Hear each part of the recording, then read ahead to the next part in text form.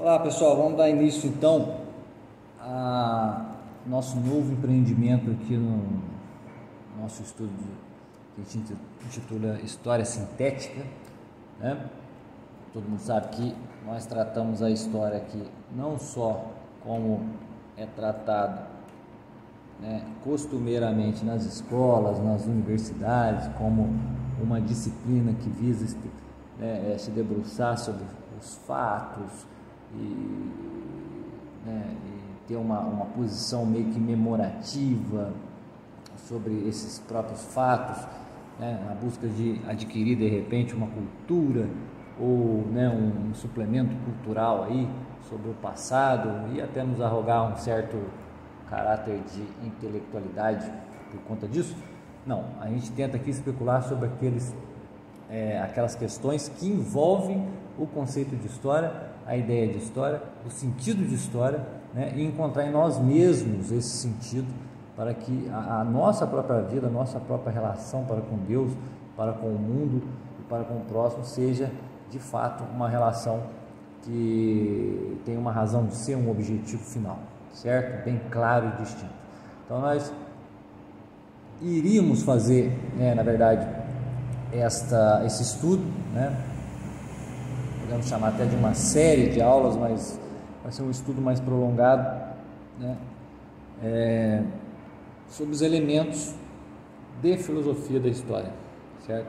Filosofia da história é um termo que foi cunhado por Voltaire, mas não quer dizer que foi Voltaire que inventou, né, o filosofar sobre o objeto história. Isso daí a gente já encontra na tradição cristã, com Santo Agostinho, né, e outros padres da igreja, né, no princípio do cristianismo, porque o elemento cristão ele está impregnado, né, de substância histórica. Tudo no elemento cristão envolve uma relação com a história, né? O próprio fato da fé, né, fé em nosso Senhor Jesus Cristo, ela é fé, né, porque nos chegou através de uma história. O que narra os evangelhos, né, o que narra até mesmo o Antigo Testamento são o que? Histórias, e histórias que estão interligadas dentro de uma única linha, né, num único fluxo, que é a história da salvação, certo? Ou do desastre, né? Porque a nossa história, a história do mundo, né, ela se conduz individualmente para cada pessoa, né, para cada membro aí da espécie humana, como uma história ou de salvação ou de desastre. Porém, a história universal, ou seja, toda a cadeia de eventos que parte desde do início, né, na criação, desde o princípio, desde o começo até o escatom, né, até a parousia, o fim do mundo, né, o fim do processo histórico enquanto tal, tudo isso daí está interligado dentro de uma ideia de sentido que está para além dos próprios acontecimentos, certo? E, obviamente, o primeiro elemento de filosofia da história, né, vamos dizer, quando um filósofo busca filosofar sobre a história, ele não vai filosofar sobre a história apenas tendo em vista, né, no seu campo de visão, o passado, como o faz o historiador. O filósofo da história vai ter como interesse filosófico a questão do fim, ou seja, a questão do futuro, da finalidade, do termo, né, do objetivo, né, dos processos. Né? Todo objeto, toda técnica, toda ação tem como objetivo um fim, né? Tudo tem uma finalidade, né? Só não tem finalidade aquilo que é feito sem razão, não é aquilo que é feito de repente sem, né, objetivo prévio. Então tem coisas que acontecem, né, na própria ação humana, né? Sei lá, o indivíduo está sentado no sofá assistindo televisão, de repente ele automaticamente ele coça o pé, né, assou o nariz, sei lá. Às vezes esse ato pode ser um ato assim, tão espontâneo que ele não tem vamos dizer, uma característica de começo, meio e fim, né, objetivo. Ele simplesmente aconteceu, certo? Mas dentro da história pessoal desse indivíduo esse elemento aí, que vamos dizer, um elemento casual, né? Um elemento que apenas surgiu, ele apareceu ali, ele também vai fazer parte, né? Claro, vai ser um elemento secundário, mas ele vai fazer parte, né, de toda a trama daquela história. Ele vai ter um peso, mesmo que mínimo, dentro da trama daquela história pessoal. O mesmo se dá em relação à história universal, ou à história do mundo, certo? Dentro de um esquema total que tem, obviamente, o que? Um fim, um objetivo, uma razão, certo? Então, a questão do fim, né, é o primeiro elemento que você enxerga quando há um esforço filosófico acerca da história, certo? Dentro de um contexto histórico, ou melhor, de um contexto filosófico, né, que começa pautado numa teologia, ou seja, numa ideia de teologia, né, a concepção do fim já adquire por si só um significado especial, né? Se o objeto da investigação na filosofia da história, né, que é diferente da própria história enquanto disciplina, é o fim, então aquele que vai filosofar, né, vai se perguntar: os acontecimentos históricos, afinal de contas, dentro da sua trama total, da sua intercomunicabilidade, né, total, eles significam algo para além do meramente factual, né? Qual que é esse significado? Essa é a pergunta, né, vamos dizer, que está na essência da questão da filosofia da história, né? E obviamente isto está relacionado intrinsecamente à questão do fim. Então a questão central, né, da filosofia da história é saber para onde esse processo histórico está nos conduzindo, né? Como eu disse, o termo filosofia da história foi cunhado por Voltaire, mas Voltaire já, né, cunhou esse termo com objetivos bem específicos, então, o objetivo de eliminar, né, toda e qualquer influência teológica das considerações históricas. Então Voltaire faz esse esforço, certo? Porém, na própria filosofia do Voltaire tem ali, né, a filosofia da história do Voltaire tem ali um elemento finalístico, né? Qual é a finalidade dos processos históricos? É o avanço da razão, né, humana em busca da sua felicidade, ou seja, é um objeto bem restrito, né, restrito em vista daquilo que é apresentado, por exemplo, pela teologia cristã. A teologia cristã, né, indica como fim da história um projeto de salvação divino, né, onde todas as coisas serão reabsorvidas e transfiguradas dentro de uma realidade, né, ainda mais extraordinária, incrível, maravilhosa do que a gente alcança aqui no mundo temporal. Então a questão do fim está sempre envolta, né, à pergunta filosófica sobre a história. O processo histórico está nos conduzindo para onde? Certo? Então, nesta pergunta, né, acerca da filosofia da história, né, acerca do sentido da história, mora ali, né, a questão do fim. Sem estar presente, né, a noção de um fim, né, e um fim não no sentido apenas de encerramento, de término de um processo, mas fim no sentido de um propósito, de uma consumação, né? No caso de uma filosofia da história pautada numa ideia teológica, né, a consumação de um plano divino, né, na história humana. No caso de uma filosofia da história secular ou secularizada, desvinculada do caráter teológico, da influência teológica, da alma, do espírito teológico,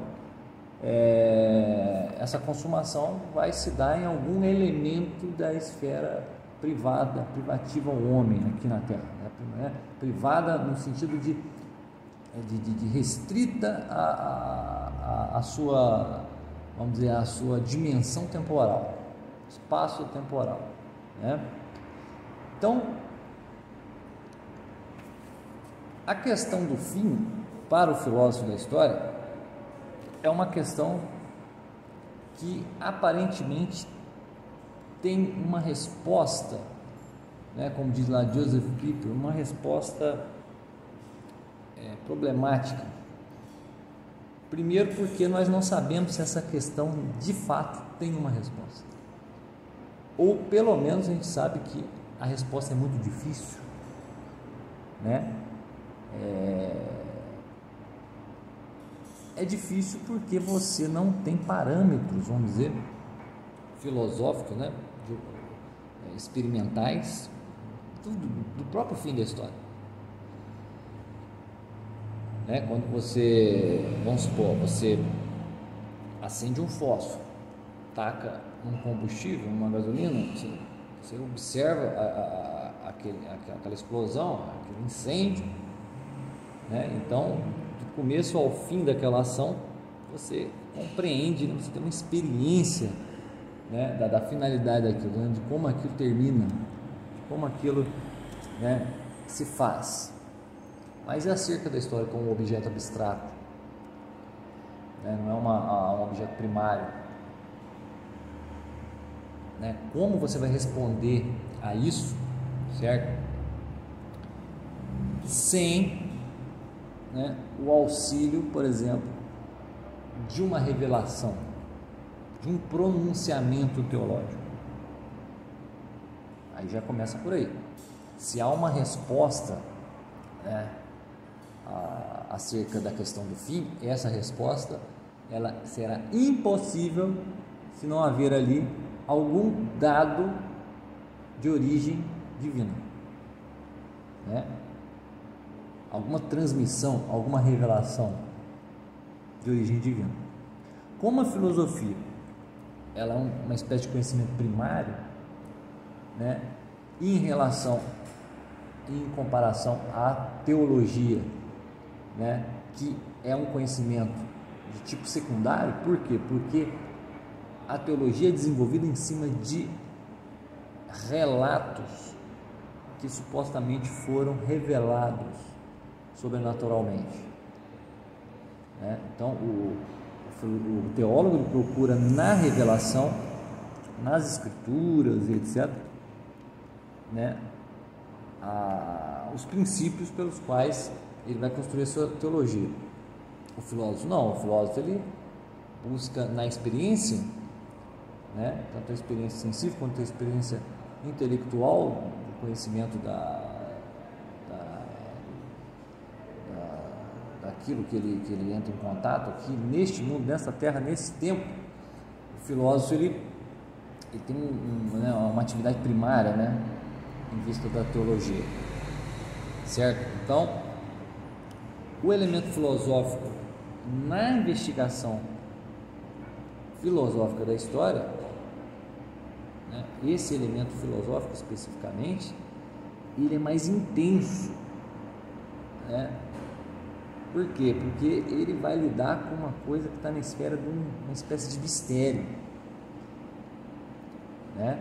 Então é nesse ponto que o filósofo Joseph Pieper, no livro dele lá sobre o fim dos tempos, ele diz que nessa situação aí que tem uma associação especial entre a filosofia e a teologia,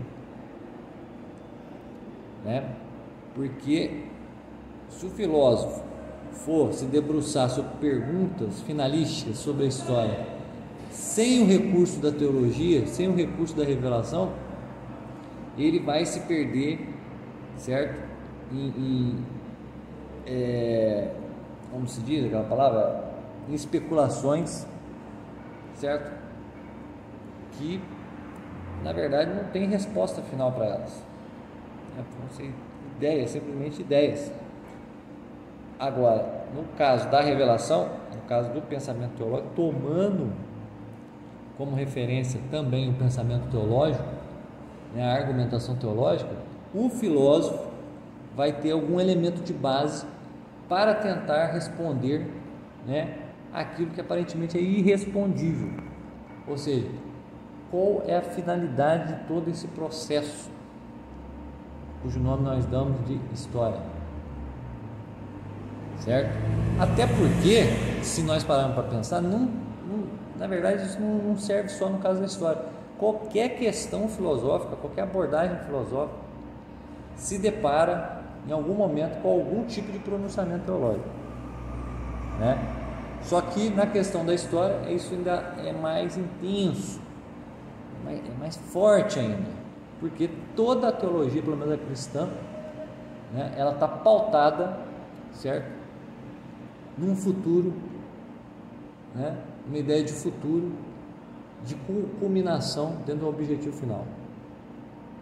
Então, quando a investigação filosófica começa a descartar a teologia, como fez lá Voltaire, como começou a fazer Voltaire, né, os outros filósofos vão seguindo aquela linha, vamos dizer, né, vão secularizando a própria intensidade filosófica dessa pergunta, né?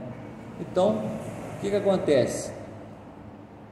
Serão demarcados dentro dessa linha de pensamento filosófico, né, fazendo a abstração da teologia, vão ser demarcados certos campos de investigação, né, que vão acabar por reduzir esse esforço filosófico a alguma especialidade, certo? E pelo limite dessa especialização, que é uma especialização, é um recorte, né, ela se tornando uma espécie de ciência praticamente autônoma, né, a essência filosófica desse esforço vai acabar sendo suprimido, né? Então você vê nessa linha, você vê, ó, com o Voltaire começa a ser interrompida, né? Olha só, interrompida essa força filosófica, né? essa gana filosófica que a própria atividade contém. Com Voltaire começa já assim, ó, a demarcar certos campos de investigação. Não, olha só, aqui a gente não vai lidar com essas fábulas cristãs, né, com essas especulações fetichistas, essas especulações cheias de crendice. Não, nós vamos lidar aqui com dados. Nós vamos pegar aqui as culturas antigas, nós vamos analisar como elas eram, como elas são, e não sei o que, e nós vamos perceber dentro desses dados que tudo caminha para um progresso do conhecimento humano e da felicidade, da combinação da felicidade do ser humano dentro do tempo, dentro da sociedade humana, dentro do próprio fluxo, certo? Então olha só, o que ele está fazendo? Ele está demarcando certos campos. Por quê? Porque ele já descartou a teologia, ele não quer ser igual o Bossuet, certo?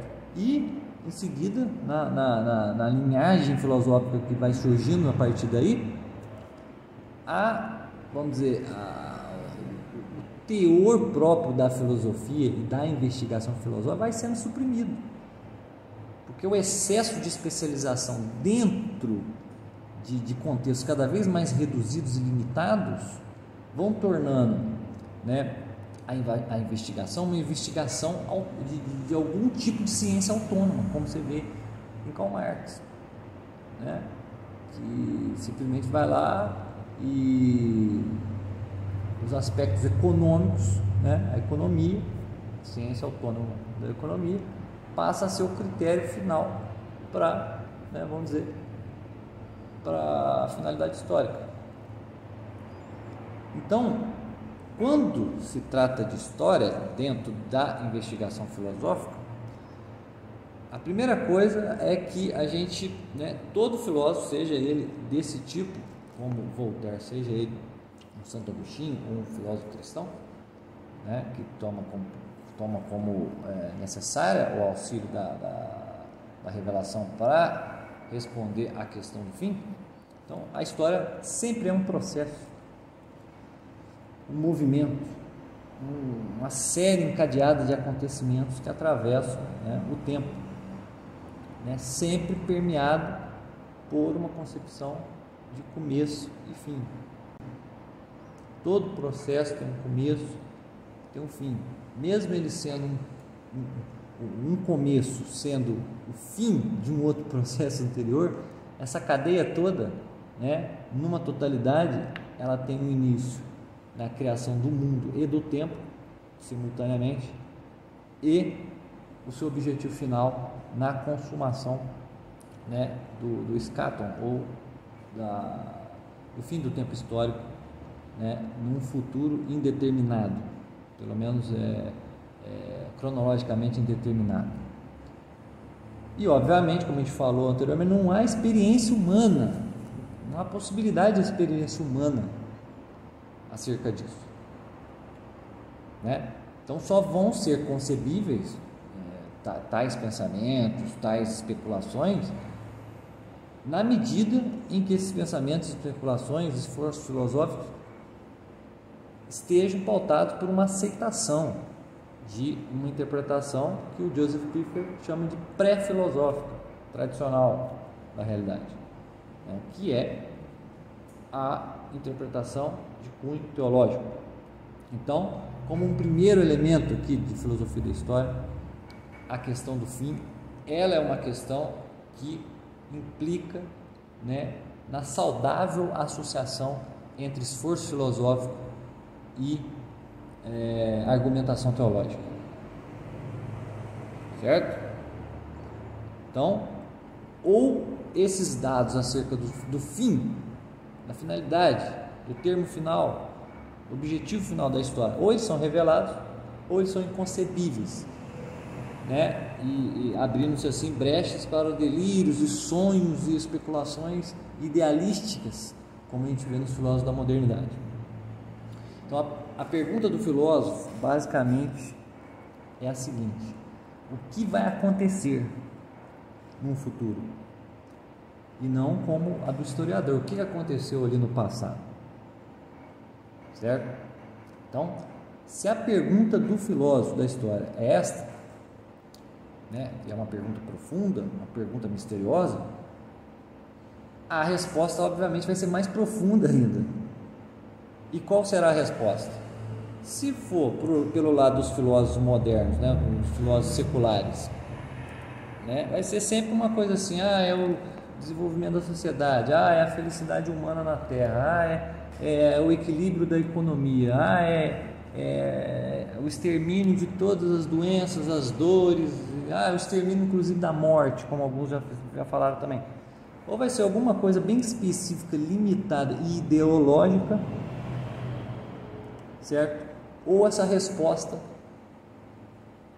vai ser a resposta que dá a teologia. O futuro, o fim, ou é salvação ou é desastre.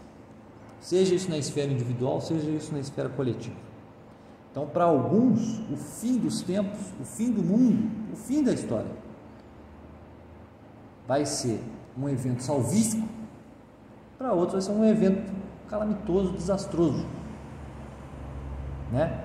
E esses conceitos, né, de salvação, de calamidade, desastre, etc., só podem ser apreendidos com base numa revelação sobrenatural.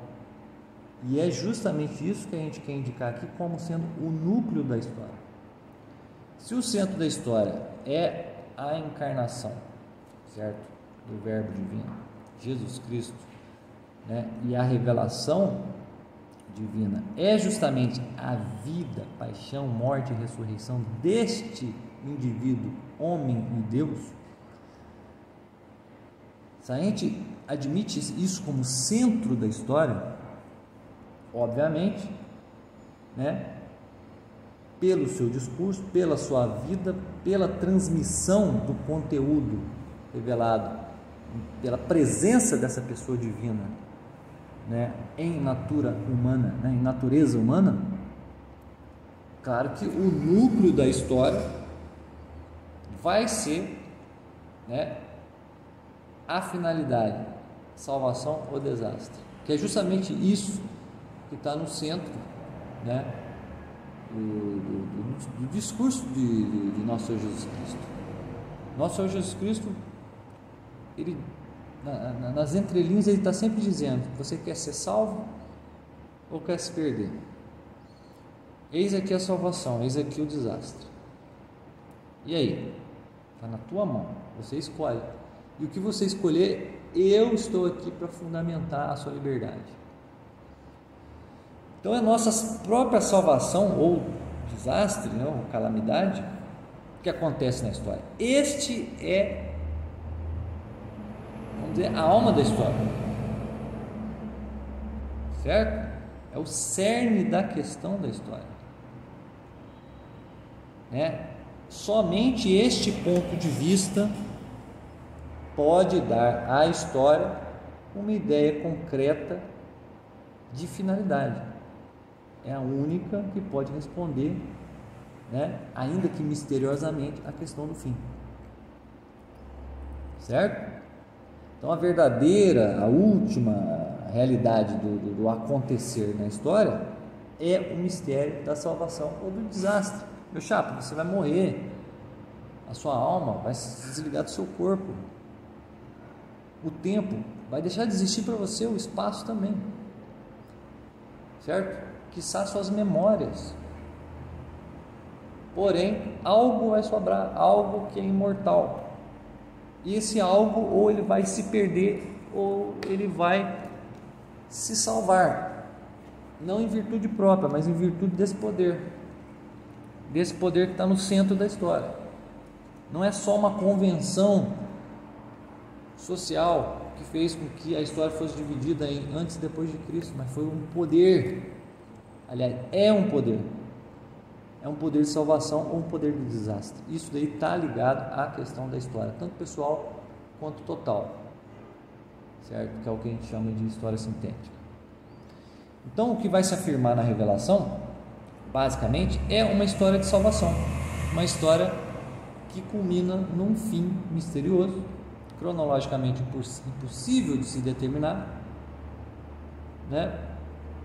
Mas é justamente a resposta mais próxima à pergunta: o que vai acontecer no fim da história? O que vai acontecer no fim da história? Ou é a tua salvação, ou é o teu desastre?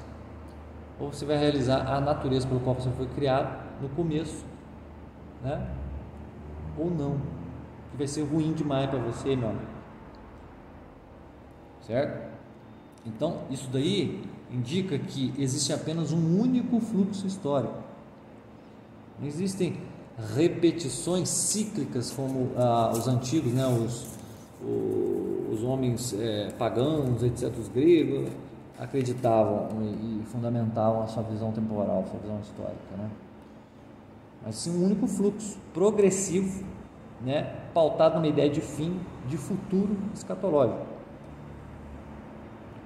Então, quando alguém que se intitula filósofo da história se refere a uma teologia, né, como um fundamento para a sua especulação sobre os fatos passados, os acontecimentos presentes e as possibilidades futuras, este sujeito está atingindo o centro determinante, né, do pronunciamento teológico e filosófico, que é o próprio processo histórico de salvação, certo? Então, esse princípio, né, a finalidade do processo histórico, esse princípio é a associação especial, certo? A afinidade especial, vamos dizer lá de Joseph Pieper, entre filosofia e teologia, filosofia da história e teologia da história, certo? Então, a matéria da filosofia da história, né, é justamente a pergunta sobre o fim, é o fim, né? Mais do que o início, o fim. Não há filosofia onde não há referência à teologia, certo? Tanto filosofia da história como qualquer outra filosofia, porque ela vai se tornar limitada, especializada, reduzida, especificada, perdoe. Então, em relação à filosofia da história, isso daí é mais ainda, mais visível ainda. Porque sem a teologia, a filosofia da história vai perder a referência ao próprio assunto, a sua matéria de investigação, que que é a finalidade, o objetivo final dentro de uma visão de totalidade. Mesmo sendo filosofias, né, interessantes, alguns aspectos aqui que podem ser utilizados dentro de contextos sociais, culturais, econômicos, políticos, né, vão ser sistemas explicativos insuficientes. Eles podem até ser úteis para alguns processos menores, mas não para o processo maior, que é o de entendimento sobre a questão do fim da história. Certo? Justamente porque perde essa visão de totalidade. Não tem um elemento sobrenatural, não tem um elemento revelado, não tem a alma da coisa, né? É um boneco sem alma. Certo? Inclusive as próprias histórias antigas ali do Gênesis, né? As histórias do Antigo Testamento, né? O Apocalipse, embora não sejam discursos assim filosóficos, né? Segundo o termo próprio aí da filosofia, ali tem mais filosofia do que Karl Marx, Hegel, Descartes, Kant, Voltaire, Comte, etc, etc. Aquilo ali é mais filosófico. Ele leva em conta o quê? Ele leva em conta justamente uma argumentação revelada, ou melhor, um discurso revelado, certo? E a argumentação posterior baseada nesse discurso carrega em si mais elementos filosoficamente válidos do que esses pseudo-filósofos que fazem um esforço sem levar em conta esses elementos que são fundamentais para a compreensão da própria história, né? O que acarretou tudo isso? Essa mania, né? Que já se encontra ali naquele sujeito lá, Alfred Weber. Essa mania constituiu uma substituição da própria, vamos dizer, ideia de uma filosofia pura da história, acabou se tornando a sociologia da cultura, né? Ou da sociedade aí, né? Sociologia da cultura, uma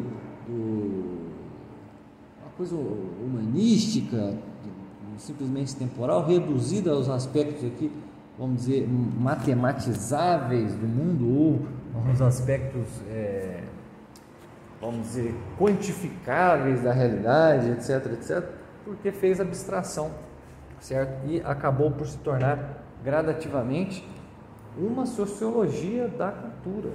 Então, esses filósofos aí, Comte, Hegel, acabam por ter como elemento principal não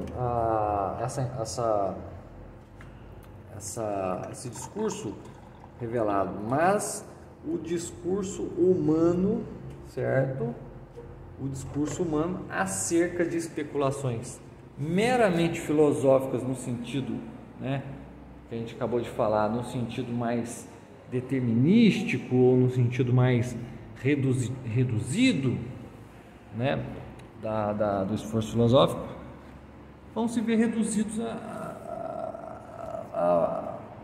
própria sociologia da cultura. Não é uma filosofia da história, eles não estão fazendo filosofia da história, eles estão especulando sobre processos menores, né? E constituindo ali ideais futuros, ideais, planejamentos futuros, como a gente vai ver mais para frente em Kant, com as suas ideias aí de melhoria da humanidade, tudo uma espécie, né, de inversão, né? Já não é mais um pensamento filosófico, é um pensamento sociológico, e nem é sobre a história, é sobre a cultura.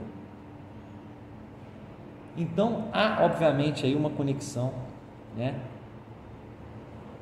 entre a ausência, né, de uma associação saudável entre filosofia e teologia acerca da história, e a proliferação de ideias, expectativas, planos utópicos e até milenaristas dentro do fluxo aí intra-histórico.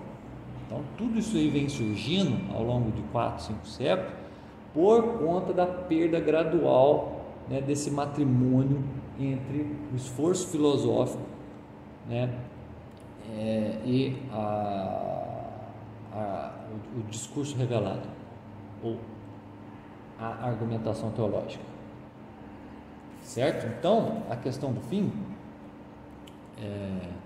está intimamente ligada à ideia de escatologia, né, que são as crenças sobre o destino final da humanidade, né, e o resultado, né, obviamente, desse processo histórico. Então, essas crenças, por isso que eu falo, a minha filosofia da história é a fé. Por quê? Porque essas crenças, elas só são satisfeitas através das próprias revelações divinas, das escrituras sagradas, que vão fornecer justamente, né, o suplemento para o suplemento dos insights aí sobre esse propósito divino e a direção que a própria história, né, há de tomar ou está tomando. Então, para a teologia da história, o fim está intrinsecamente associado à ideia de salvação ou de danação, né, de desastre, a redenção, a realização do plano divino. Então, a consumação desse propósito divino na história humana marca a conclusão do tempo histórico para o filósofo que assim procede, né? E, olha só, conclusão e início de uma nova realidade. Então, a visão do fim traz uma dimensão transcendental e espiritual. Se não tem essa dimensão transcendental e espiritual, não tem questão do fim. Os filósofos não estão fazendo filosofia, estão fazendo sociologia da cultura. Então, isso tudo insere a questão da história num contexto mais amplo, um contexto que tem significado. Claro que a gente não pode tratar essa concepção do fim como uma coisa restrita ou simplesmente literal, como um evento temporal específico, por exemplo, embora vá haver esse evento temporal específico, claro que vai haver. Então, o fim na teologia da história, mais do que isso, ele é compreendido como uma realidade escatológica mesmo, consumação final que vai transcender, né, a limitação do próprio tempo linear no qual nós estamos presentes, né, se conectando aonde? Uma dimensão eterna, que é justamente isso que os filósofos perderam na modernidade, transformaram em sociólogos aqui da cultura. Então, para terminar, a concepção de fim na história humana não vai implicar um ponto de absoluto, mas uma realização final num propósito divino. Não é um fim no sentido de aniquilação, mas é um fim no sentido de termo de um processo pelo qual irá o resultado desse processo perpetuar-se em toda a eternidade, um estado de plenitude, harmonia, justiça e reconciliação com o próprio princípio que é Deus. Então, óbvio que esta compreensão nos proporciona uma visão de esperança, né? Lança o nosso olhar para além das vicissitudes, para as dificuldades, para as dores, sofrimento da própria história, porque nós estamos caminhando em direção a um significado último, transcendente e eterno. Isto é o primeiro elemento, um elemento fundamental, né? Por isso começamos por ele, de filosofia da história. A questão do fim, a resposta à pergunta sobre o fim, que é misteriosa, e a necessidade de um matrimônio entre filosofia da história e teologia, para que essa resposta tenha pelo menos um sentido, né, mesmo que misterioso, um sentido significativo realmente, e não apenas ideológico, certo? Então, eu creio que já deu para dar uma boa, né, pincelada aqui inicial, introdutória, sobre o que a gente pretende fazer, e aula por aula a gente vai procurar trazer sempre novos elementos, né, que tem relação com a filosofia da história, ok? Então, agradecemos aí a todos aqueles que acompanham o nosso trabalho. Isso tudo aqui faz parte de um conjunto, faz parte de uma ideia, faz parte de uma totalidade, que uma hora vai ficar bem claro aí a todos nós, ok? Então, muito obrigado a todos e valeu!